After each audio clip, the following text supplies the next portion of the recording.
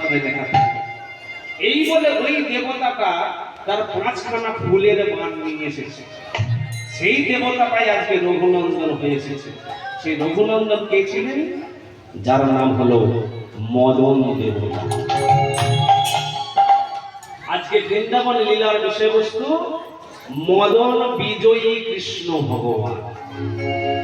কি বললাম?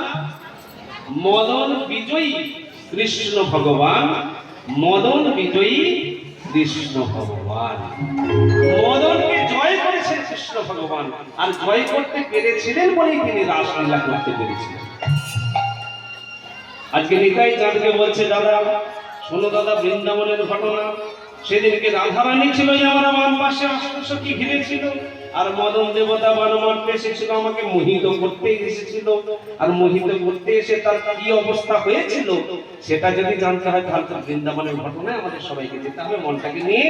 আর বৃন্দাবনের ঘটনায় মনটাকে নিয়ে যেতে গেলে একটা জিনিস করতেই হবে। সেটা কি? সবাইকে একটু চিৎকার করে বলতে হবে। কি বলতে হবে?